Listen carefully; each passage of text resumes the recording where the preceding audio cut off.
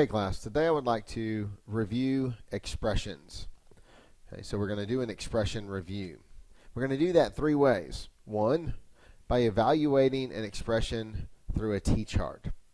But before we talk about that, I want to talk about the parts of the expression.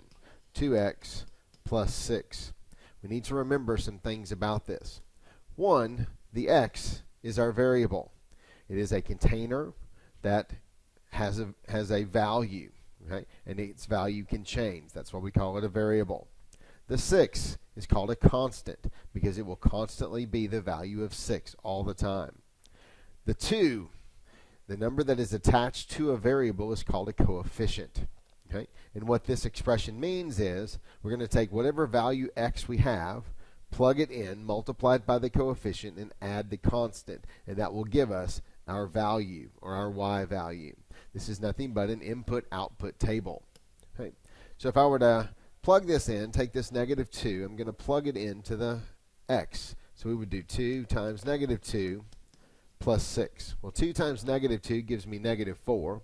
Negative 4 plus positive 6 gives me 2. Well, that's one way we learn how to evaluate or to complete a t-chart when we're evaluating an expression for some given values. The other way that we looked at this was we've learned that the 6 and the 2 do certain things within this t-chart. We know that this 6, this constant, is also called a Y-intercept. And this number will always be found as the y value when x is 0. So I can come down here to where x is 0, and I can put a 6.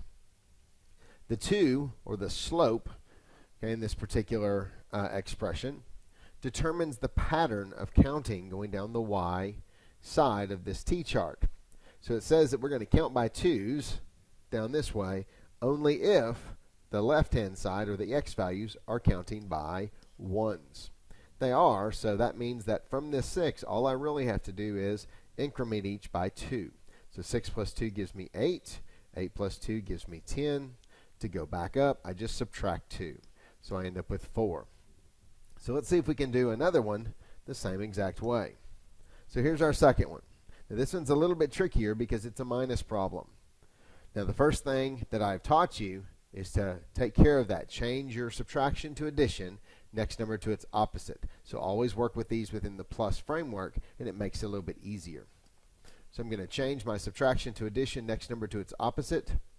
The 3, this constant, we know it's also called the Y-intercept, and it will be the y value when x is 0. So I'll just place a negative 3 beside the 0. This negative 4, the coefficient, our slope, it is going to determine our pattern of counting going down the y side as long as the x side is increasing by 1. So this negative 4 says I'm going to count by negative 4 or subtract 4. So if you think about this in terms of a number line, I'm at negative 3. Negative 4 says I need to move to the left 4 places. And where do I end up when I do that? Negative 7. And then I move 4 more places, I end up with negative 11. I'm going back the other direction, I add 4 instead of subtract 4. So I end up with 1 and 5. Simple as that. So that is evaluating an expression using a t-chart. And if you can't remember what the negative 4 and the 3 do, then you just take these values, these x values, plug them in, calculate out the y value. The second part of this assignment, or this lesson, is what if I'm given an entire t-chart and I'm asked to find the expression? Well, we know that all the expressions that we talk about in 7th grade are going to come in the form of blank x plus blank, which models the equation of a line, which is y equals mx plus b, where b represents the y-intercept, or the constant, or the y value when x is 0, and the m represents the slope value.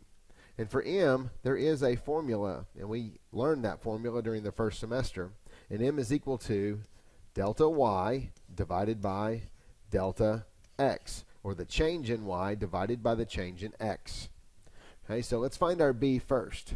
Our b value, our y-intercept, is our y value when x is 0. So here is our 0 value, so it's going to be a 9. Now to find the slope, I'm going to look at the pattern on the right divided by the pattern on the left. So 2 divided by 1 is 2. And all you have to do to make sure that that is correct is take one of these values, plug it in, see if it works. So I'm going to take this 1. 2 times 1 is 2, plus 9. Does that give me 11? Yes, it does. Let's try one more. Okay, so this one right here again, we're looking for the form of blank x plus blank. So let's find our y-intercept value first. Okay, so I come down to find the y value when x is 0. So the b value is going to be 4. Now for our slope, I look for the pattern on the right, which is -8 to -2 is increasing by 6. On the left-hand side, I'm increasing by 1. 6 divided by 1 is 6. So the expression that matches this t-chart, 6x plus 4. Well, what about this one? This one's a little bit different, because you'll notice my x values are not counting by 1. But our expression is still going to look just the same. So we're going to find our b value, our y-intercept. We find our y value when x is 0, -4. But this time to find our slope, we look for our pattern on the right, which is subtracting 8, because I'm going from 12 to 4 to -4. I'm moving to the left on a number line, so I'm subtracting 8. But on the right-hand side, I'm increasing by 2. So in this one, we're going to do a -8 divided by 2, which gives us -4. So we have the expression of -4x plus -4. And the last part of this lesson today is dealing with what we call BBOA. If you remember that, it's the 4 parts of algebra: the model, the expression, the t-chart, and the graph. So if I gave you a model of 3 circles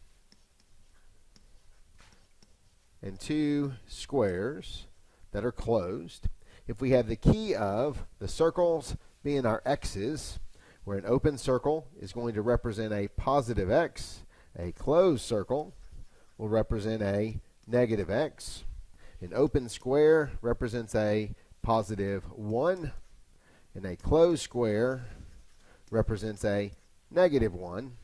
The expression modeled by this picture is 3x plus -2.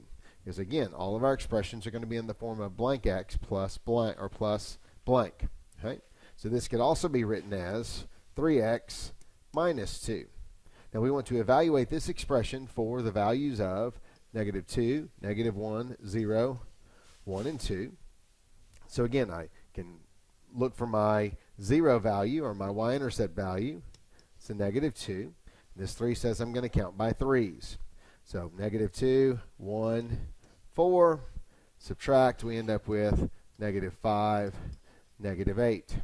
And now to graph this, we know that this t-chart makes a set of coordinates, where the first number tells us our x-coordinate, or our x value, and the y-coordinate tells us our y value, or the up and down. So this tells me I'm going to go left 2, down 8, and put a dot. Next one says I'm going to go left 1, down 5, put a dot. Next one says I'm going to go right or left none, down 2. All you have to graph for me right now is 3 points. Once we've graphed them, we draw our line and we are done. The second question that you'll have on your assignment is another BBOA, but I'm going to give you the graph and have you work it backwards. So how do I read a graph? If you remember, we read a graph from left to right, and we imagine that we have a line that is moving straight across the graph, and the first point that it hits is the first point that you write. Okay? And that's what we're doing today on our assignment.